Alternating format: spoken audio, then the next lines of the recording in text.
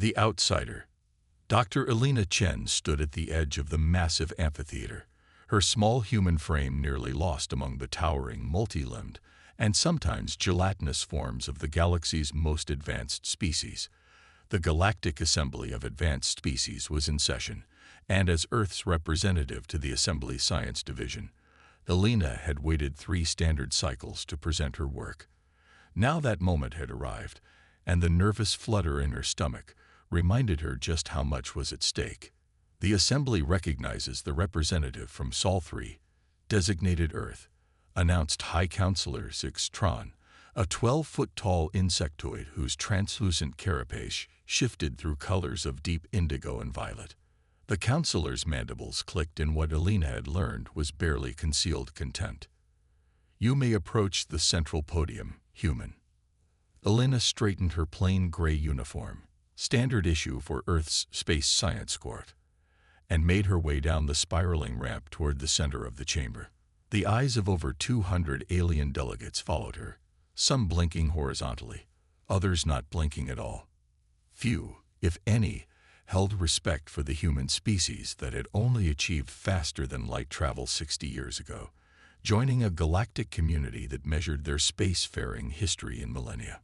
Esteemed members of the Assembly, Elena began, her voice steady despite her racing heart. "I come before you today to present a radical new approach to interstellar propulsion." A ripple of what passed for laughter moved through various sections of the chamber. The Threxians, with their gas bladder communication sacs, made wet popping sounds. The crystalline Vordae chimed melodically in derision. "The human wishes to teach us about propulsion," translated the chamber's AI for those species who couldn't understand the Threxians' gaseous emissions. How quaint. Elena had expected this. Humans were considered technological infants, barely able to navigate the simplest aspects of galactic civilization. That Earth had been granted representation at all was widely viewed as an act of patronizing charity by the elder species. "My theory proposes that our current understanding of dimensional slipstreams is fundamentally limited," Elena continued, activating the holographic display embedded in the podium. Above her, complex mathematical equations blossomed in 3 dimensions, rotating slowly for all to see. "By reconfiguring our approach to quantum membrane interactions, we can achieve translocation without the massive energy expenditures currently required." Grand Minister Helix of the Procyon Collective rose from his gravity chair, his elongated fingers twitching with agitation. "Human Chen, are you suggesting that the established foundations of trans-dimensional physics developed over 12,000 years by the combined greatest minds of 17 advanced civilizations are incorrect?" Elena took a deep breath. "Not incorrect, Grand Minister. Incomplete." The chamber erupted. The Aldebaran delegates shifted into their defensive colorations. 2 Centaurian representatives actually disconnected their consciousness nodes in protest, their bodies slumping in their chairs as their awareness transferred elsewhere, rather than listen to such heresy. "Order," demanded High Counselor Tron, the bioluminescent patterns across his exoskeleton flashing urgently. "The human will explain this." Assertion. Elena projected the next series of equations and diagrams.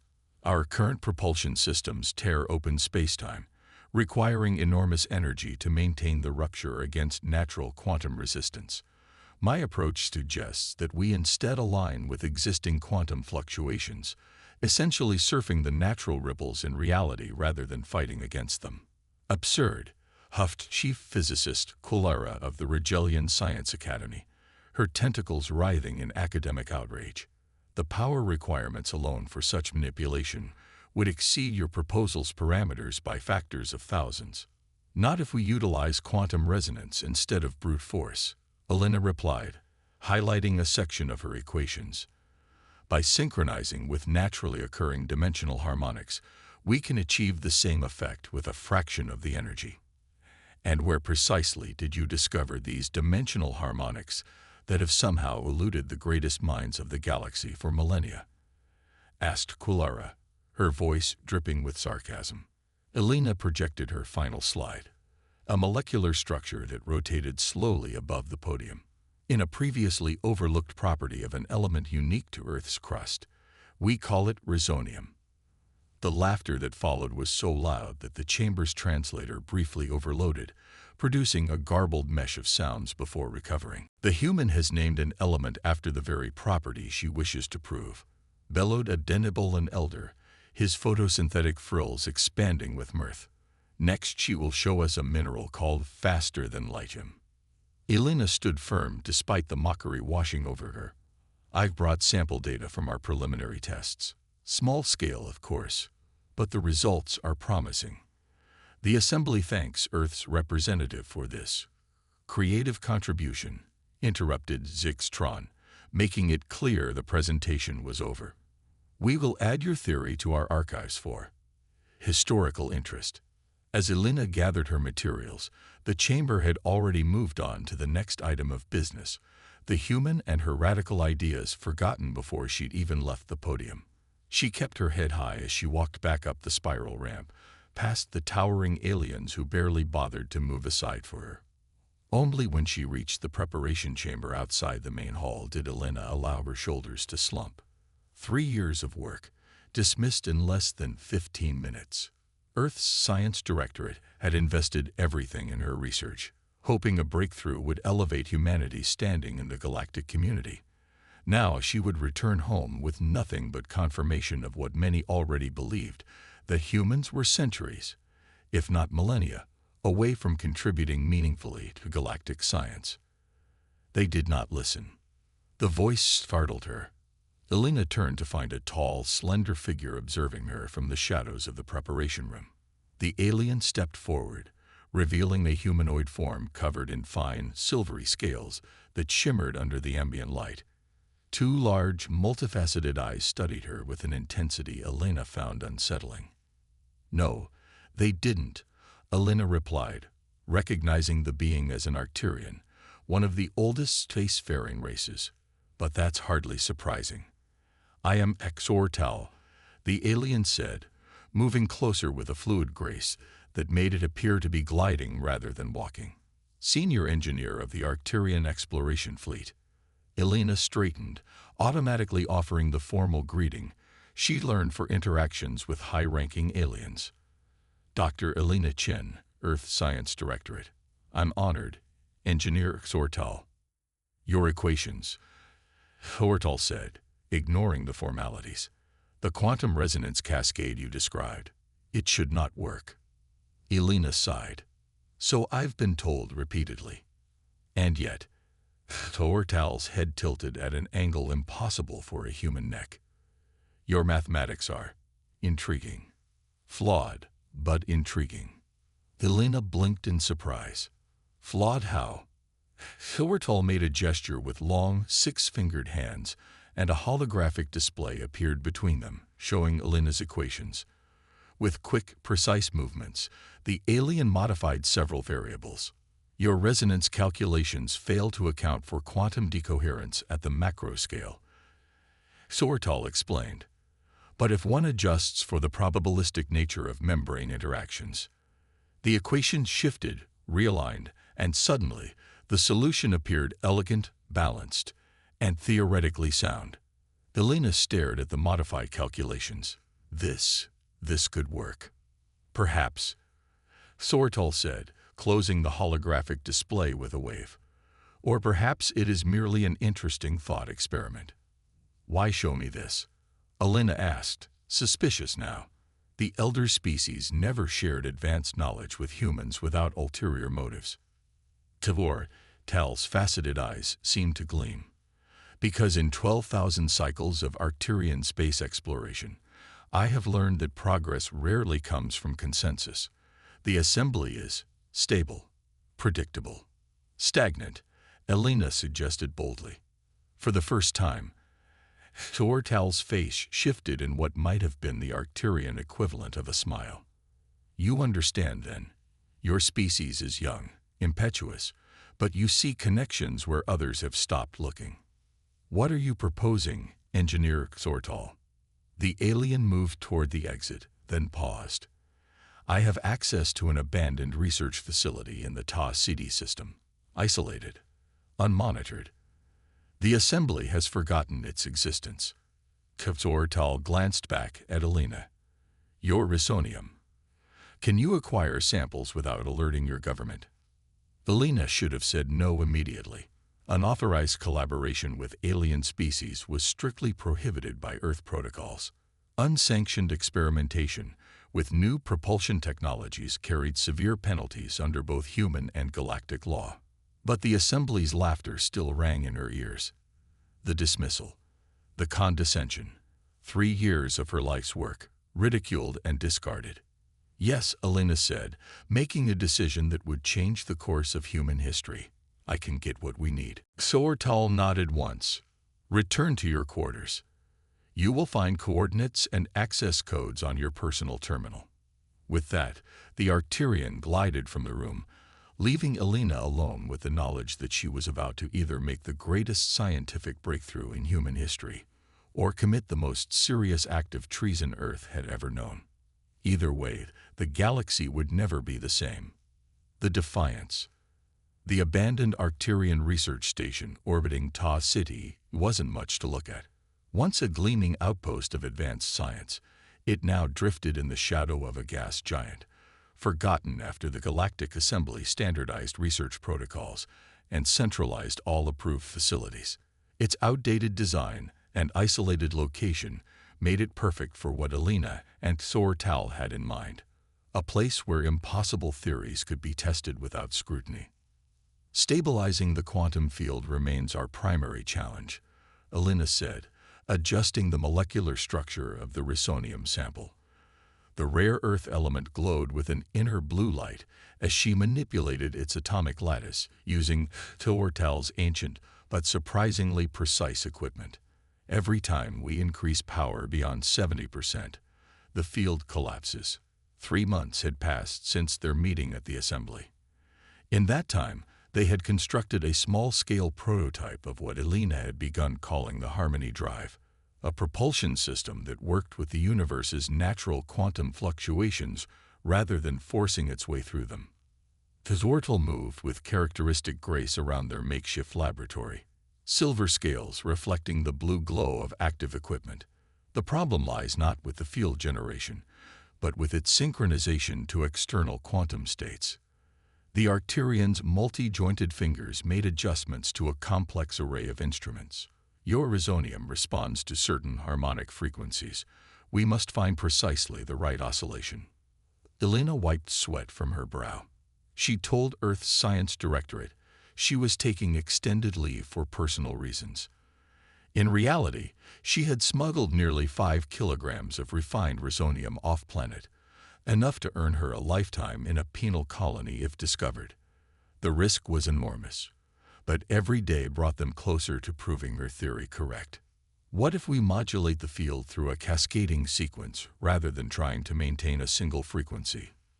Alina suggested, already adjusting parameters. Like finding a combination lock, each correct position triggers the next. Kavzortal tilted his head in that inhuman angle. An interesting approach. The quantum membrane does indeed have layered structures. Implement your modifications. I will recalibrate the containment system. As they worked through the station's artificial night cycle, neither noticed the small communication light blinking on the long-range scanner. By morning, it had stopped, having automatically transmitted the station's energy signature back to Arcturian Central Command. A routine function in an otherwise dormant system that Kavzortal had overlooked in the facility's ancient programming. 2 days later, Alina achieved the breakthrough. The field is stabilizing, she exclaimed, watching as the Risonium core pulsed with a steady, harmonious rhythm. Quantum coherence at 93% and holding. Kavzortal examined the readings with all 4 eyes widened, a rare display of emotion for the normally reserved alien. Remarkable. The energy consumption is less than 1/8 what a standard slip drive would require for the same effect. Alina could barely contain her excitement. We need to scale up, build a working prototype large enough for a test vessel, something that can demonstrate actual translocation.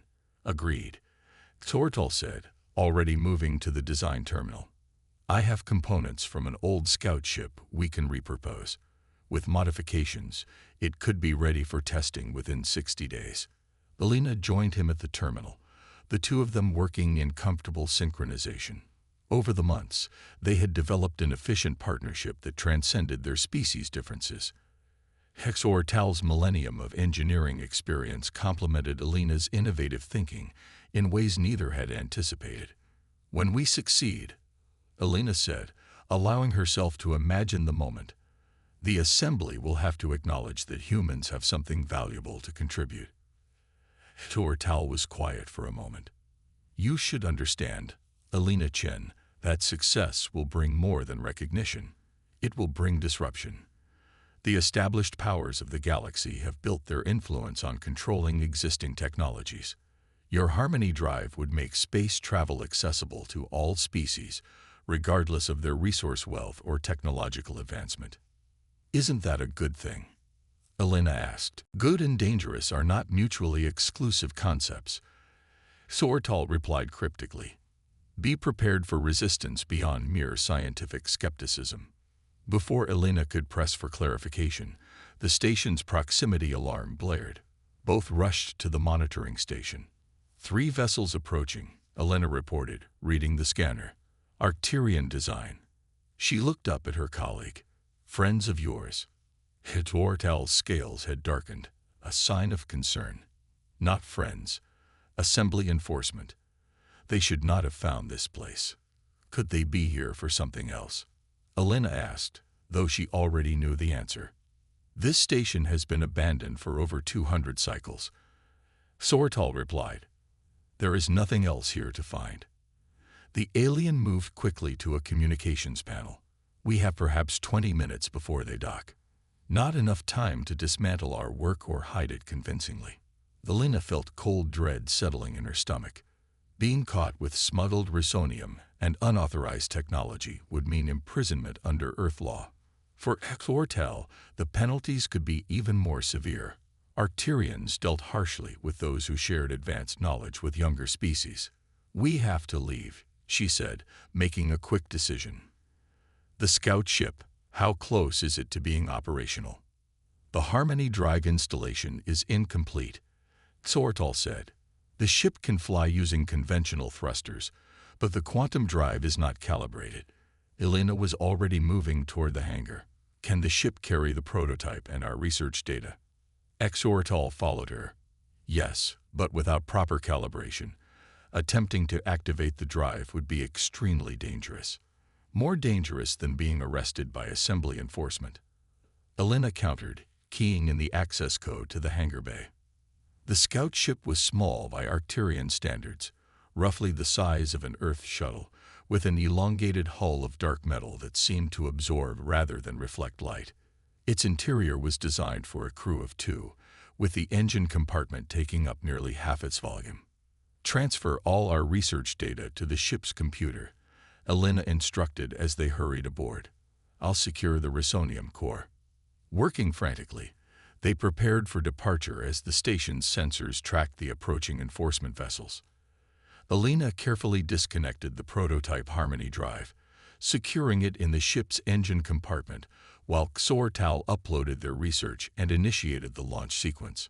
"They're hailing the station," HFY reported as Alina joined him in the cockpit, demanding immediate surrender of all personnel and research materials. "Tell them we'll think about it," Alina said grimly, strapping herself into the co-pilot's seat. The alien controls were strange under her fingers, but HFY had taught her the basics over the past months. The Arcturian didn't respond to the hail. Instead, he activated the ship's thrusters, and with a muffled roar, they shot from a hangar bay into open space. Primary engines functioning at 92% efficiency, HFY reported as the ship accelerated away from the station. Assembly vessels adjusting course to intercept. On the sensor display, the 3 enforcement ships changed direction, their superior engines quickly closing the distance. "They'll catch us before we reach the jump point," Alina observed. The nearest safe location for conventional faster-than-light travel was hours away at their current speed. "We need another option." HFY's hands moved across the controls. I am rerouting power to the Harmony drive, but without proper calibration. We'll be flying blind. Elena finished for him. Do it anyway. As the enforcement vessels closed in, Elena moved to the engine compartment. The Harmony drive pulsed with blue light as power flowed into it, the rhysonium core beginning to vibrate at frequencies that made Elena's teeth ache. Quantum field initializing, she called out, making rapid adjustments based on their earlier tests. Field coherence at 60% and rising. Enforcement vessels locking weapons systems, Ortal reported from the cockpit. Preparing to disable our engines. Elena's hands flew over the control panel. Coherence at 75%. It's not enough for safe activation, but it might be enough to do something. We have no choice, Xortal said. Activating Harmony drive in 3, 2, 1. Elena braced herself against the bulkhead as Xortal engaged the experimental drive. For a terrifying moment, nothing happened. Then the ship seemed to shudder, as though reality itself was vibrating around them. Through the viewport, the stars began to smear into lines of light. A strange sensation washed over Elena, not the violent acceleration of conventional drives, but something more fundamental, as though her very atoms were being gently rearranged. The blue glow from the engine room intensified, enveloping the entire ship. Field coherence fluctuating, she shouted, fighting nausea as space itself seemed to ripple around them. Power levels spiking. In the cockpit, Xortal struggled to maintain control as the ship's systems reported contradictory information. The quantum field is expanding beyond projected parameters. For what felt like an eternity but lasted only seconds, the scout ship hung suspended in a cocoon of blue energy, neither here nor there, existing in a state of quantum uncertainty. Elena felt a moment of pure terror. Had they torn a hole in reality itself? Then, with a sensation like passing through a soap bubble, the ship emerged into normal space. The blue glow faded. The vibrations stopped. Through the viewport, unfamiliar stars shone against the void. Status report, Elena called out, pulling herself back to the control panel. Xortal was silent for a long moment, staring at the navigation system. When he finally spoke, his voice held something Elena had never heard from him before: awe. According to stellar positioning, he said slowly, we have traveled approximately 27 light-years in less than 6 seconds. Elena felt her knees weaken. The enforcement vessels. No sign of pursuit. Xortal confirmed. They would have no way to track us through quantum space. Slowly, the implications dawned on Elena. They had done it. The Harmony drive worked, not just in theory or small-scale tests, but in actual practice. They had achieved what the assembly had declared impossible, using a fraction of the energy that conventional drives required. We just changed everything, didn't we? She asked quietly. Xortal's multifaceted eyes studied the star field visible through the viewport. Yes, Elena Chen of Earth. For better or worse, the galaxy will never be the same. The revolution. The Grand Assembly Hall of Rigel Prime had never been so crowded. Representatives from all 17 member species of the Galactic Assembly occupied every seat, while hundreds more observers lined the walls and filled the balconies. News of the human quantum drive had spread through the galactic community like wildfire after Elena and Xortal had made their dramatic reappearance. 6 months had passed since their desperate flight from the research station. 6 months of refining the Harmony drive, documenting their results, and preparing for the inevitable confrontation with the powers that controlled galactic travel. Now, standing before the assembled representatives of the most advanced civilizations in known space, Elena felt surprisingly calm. Order. The assembly demands order. High Counselor Zixtran's mechanical translator struggled to be heard above the commotion. The insectoid's carapace flashed warning patterns of red and black as he attempted to restore decorum. At the center of the circular chamber, Elena and Xortal stood beside a holographic display of the Harmony drive. The actual device remained secure aboard their modified scout ship, which they had flown directly to the assembly headquarters on Rigel Prime. A journey that should have taken weeks, but had required less than a day. The assembly recognizes human Alina Chen and Arcturian Exor Tal. Zixtron announced when the chamber finally quieted. You stand before us, having violated numerous protocols regarding unauthorized research, misappropriation of restricted materials, and illegal technological development. How do you respond to these charges? Before Alina could speak, Grand Minister Helix of the Protean Collective rose from his gravity chair. These technical violations are secondary, High Counselor. What the Assembly demands to know is whether the reports are true. Has this human actually developed a functional quantum resonance drive? Alina stepped forward. The Harmony Drive is not just functional, Grand Minister. It represents a complete paradigm shift in interstellar travel. She activated the holographic display, showing detailed schematics of their creation.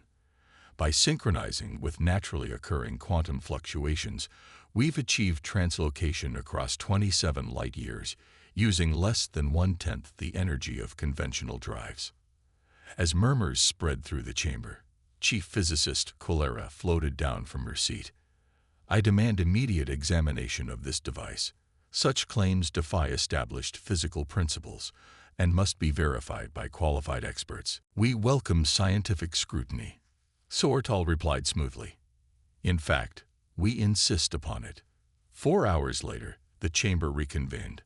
The Assembly's foremost technical experts had examined their ship thoroughly, subjected the Harmony Drive to intense scrutiny, and verified their travel logs. Their findings had thrown the galactic community into turmoil. The Chief Inspector, Avorde, whose crystalline body vibrated with agitation, delivered the report. The device functions precisely as human Chen and engineer Sortal claim, he stated, his crystalline voice chiming with barely concealed astonishment. It achieves quantum translocation through resonance rather than disruption, requiring a fraction of the energy of our standard drives and no exotic materials. The chamber erupted again. Some delegates shouted questions, others demanded to see the data themselves, and a few simply sat in stunned silence. Impossible, Cholera exclaimed, her tentacles writhing in academic distress. The fundamental laws of trans-dimensional physics clearly establish that. We're incomplete, interrupted Exortal, as Engineer Chen theorized from the beginning. Alina felt a small thrill at hearing herself referred to respectfully as Engineer Chen by an Arcturian, a subtle but significant shift in status. The implications are concerning, stated Counselor Mevnera of the Deneb Consortium, the largest manufacturer of conventional FTL drives in the galaxy. This technology could destabilize established trade routes, render current security measures obsolete, and fundamentally alter power balances throughout civilized space. Progress often does, Alina replied simply. High Counselor Zixtron's translator emitted a harsh buzz, the equivalent of a frustrated sigh. The Assembly must consider the proper course of action regarding this technology. Until such time as regulations can be established, the Harmony Drive will remain under Assembly custody. Alina had expected this. The elder species had maintained their dominance partly through controlling access to advanced technology. FTL travel, in particular, required resources and expertise that kept younger civilizations dependent on the Assembly's goodwill. With respect, High Counselor, she said firmly, that will not be possible. The chamber fell silent. The Harmony Drive is not a physical device that can be confiscated, Alina continued. It's a method, a way of understanding and working with the universe rather than against it. And we've already transmitted complete technical specifications to multiple parties throughout the galaxy. Gasps and exclamations filled the chamber. Zixtron's carapace flashed danger patterns. You have what? Heck sure, Tal stepped forward. The knowledge has been shared with research institutions on 12 worlds, including those of non-assembly species. The technical specifications have been translated into 27 languages and encrypted to release automatically in 3 days unless prevented by codes only we possess. It had been Elena's idea, the ultimate insurance policy. If anything happened to them, the technology would still spread. Humanity might be young in the galactic community, but Earth had long experience with power imbalances and their consequences. "This is unprecedented," shouted a Threxian delegate, gas bladders inflating with indignation. "Technology of this significance must be carefully controlled, introduced gradually under proper supervision." Controlled by whom? Elena asked pointedly. Supervised by those who dismissed the very possibility of its existence. The same authorities who laughed when I first presented the theory. A murmur ran through the observers section, where representatives from younger, non-assembly species watched with growing interest. The implications were clear. The Harmony Drive could level the playing field, allowing emerging civilizations to explore and expand without dependency on the elder species. Grand Minister Helix raised all 6 hands for attention. Perhaps we have been hasty in our judgment. The Assembly recognizes the significant contribution of human Chen and proposes that a joint committee be established to oversee the implementation of this technology, with Earth granted a permanent leadership position. It was a desperate attempt to maintain control, to co-opt the invention rather than oppose it outright. Once, such recognition would have been all Elena dreamed of. Now, she understood the greater stakes.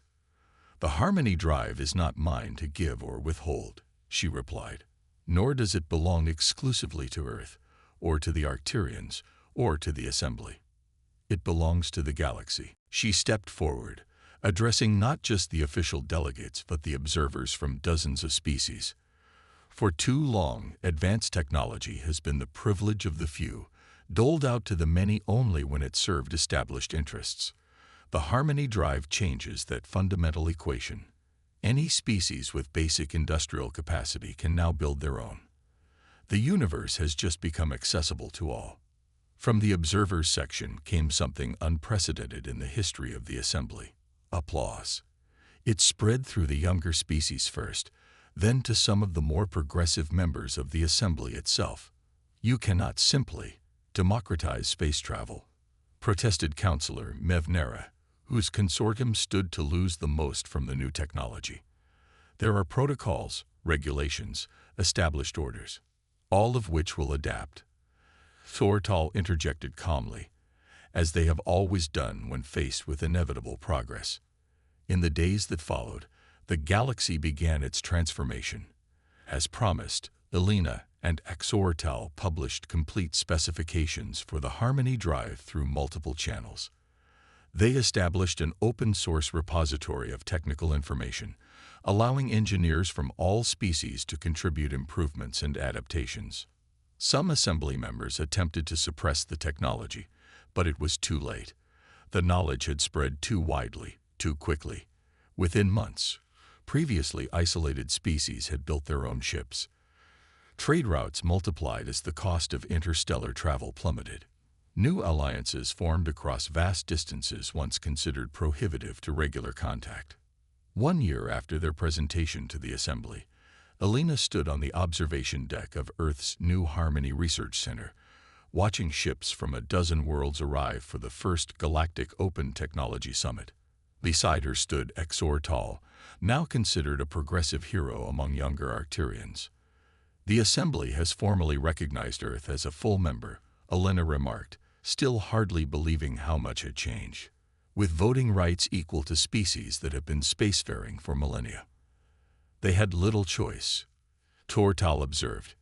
"Humanity proved itself not just capable of innovation, but willing to share it. That has won you more allies than any technology alone could have." Elena watched as a ship of unfamiliar design emerged from a gentle flash of blue light. Another successful Harmony jump. "Do you ever regret it? Going against your people's traditions, helping a primitive species change the rules?" Ortal's multifaceted eyes studied the stars visible through the vast window.